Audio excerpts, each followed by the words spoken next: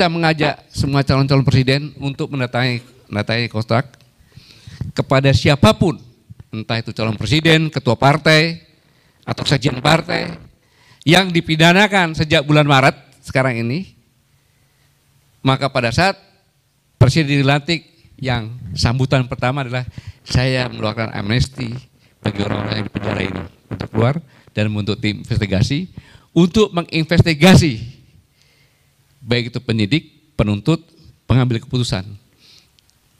Karena itu semuanya nuansa politik. Dan selanjutnya bagaimana Koalisi Aksi Menyelamatkan Indonesia agar kehadiran kami ini dalam kehidupan bangsa ini bisa mengedukasi masyarakat, ya, mengedukasi masyarakat agar benar-benar paham pada prinsip-prinsip demokrasi.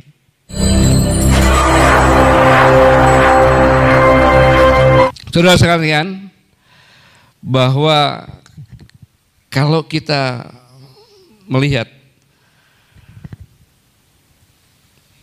perjalanan kita ini, betapa kita ini sebenarnya marah.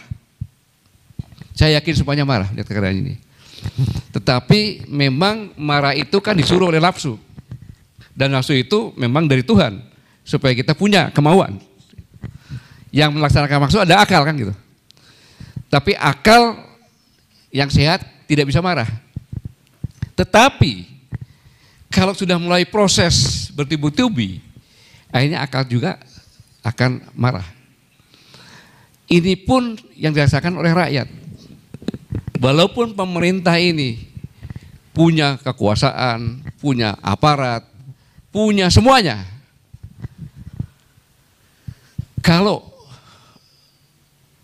dilakukan semau-maunya, sakar PDW, sakar insun orang sudah bilang, maka ingat hukum sebab akibat itu pasti akan terjadi dan berjalan secara otomatis dan sistematis, yaitu hukum alam. Di mana gelombang tsunami masa nanti akan melibas. Itu pengalaman di mana-mana. Sekuat apapun juga. Kita lihat Pak Harto begitu kuatnya masih berkuasa, tetap aja terjadi. Ini sebenarnya dikhawatirkan oleh Koalisi Aksi Menyelamatkan Indonesia agar ini jangan sampai terjadi, sehingga kita memberikan masukan.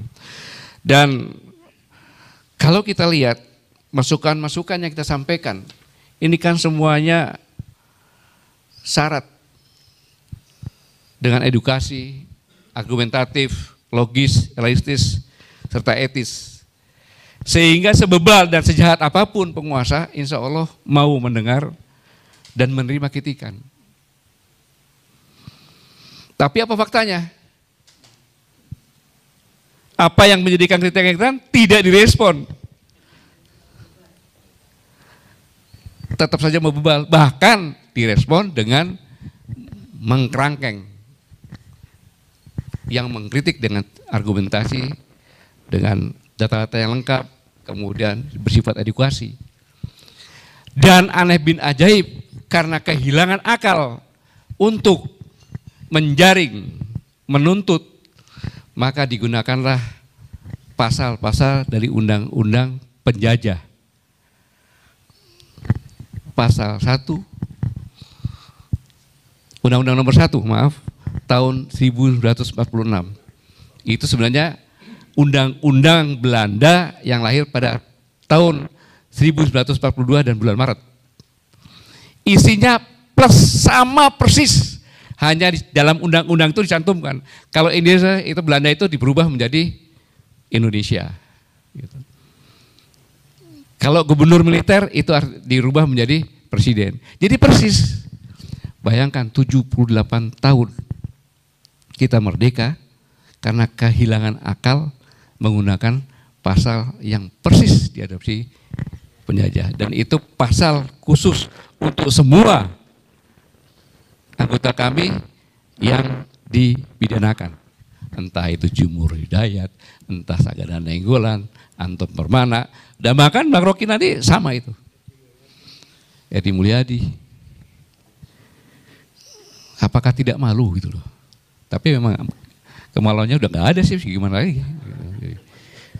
Jadi ya mau bilang apa? kan gitu.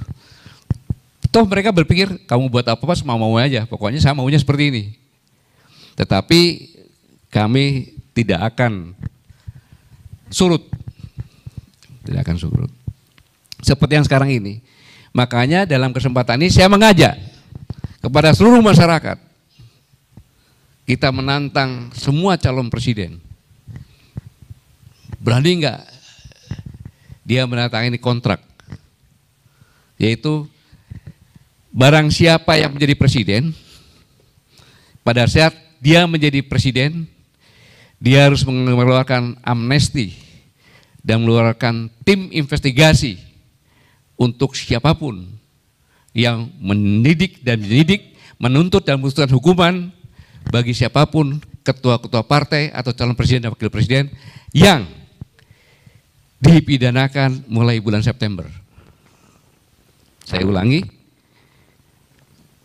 kita mengajak semua calon-calon presiden untuk mendatangi kontrak kepada siapapun, entah itu calon presiden, ketua partai, atau sekjen partai, yang dipidanakan sejak bulan Maret sekarang ini, maka pada saat presiden dilantik, yang sambutan pertama adalah saya mengeluarkan amnesti bagi orang-orang yang di penjara ini untuk keluar dan membentuk tim investigasi untuk menginvestigasi baik itu penyidik, penuntut, pengambil keputusan.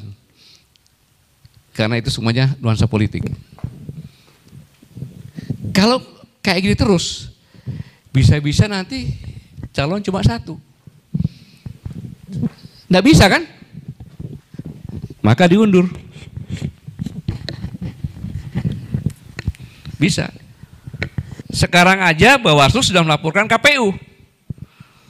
Komisioner KPU, kalau ada 5 saja yang kena, jadi nggak pemilu? Nggak jadi. Kita harus ikut mengamati sampai sejauh itu. Indikasi-indikasi yang sekarang ini. Karena perjalanan masih di bulan November ya, tanggal November. 25 November saat terakhir kan pendaftaran, masih panjang, jadi ria-ria ini masih ada yang perlu benar-benar kita amati baik-baik. Saudara sekalian, karena memang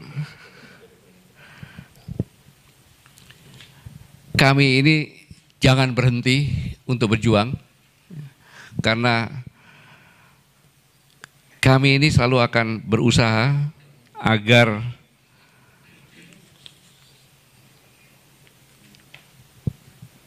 bagaimana kehadiran kami dalam kehidupan berbangsa ini bisa dipandang suatu yang sangat prospek untuk melakukan perubahan nasib. Saya ulangi, perubahan nasib dari masyarakat yang nasibnya buruk ke nasib yang lebih baik. Dan selanjutnya bagaimana Koalisi Aksi Menyelamatkan Indonesia agar kehadiran kami ini dalam kehidupan bangsa ini bisa mengedukasi masyarakat, ya, mengedukasi masyarakat agar benar-benar paham pada prinsip-prinsip demokrasi yang sama-sama kita sepakati bersama. Kemudian bagaimana kehadiran kami dalam kehidupan berbangsa ini bisa mempererat kembali persatuan yang telah porak-poranda dengan provokasi politik polarisasi. Pendek kata, bagaimana kami ini ketika di padang pasir yang panas terik melihat satu botol berisi air mineral yang tentunya akan diperebutkan orang. Dan ini perlu perjuangan lebih keras lagi, lebih terorganisasi lagi agar bangsa ini bisa selamat.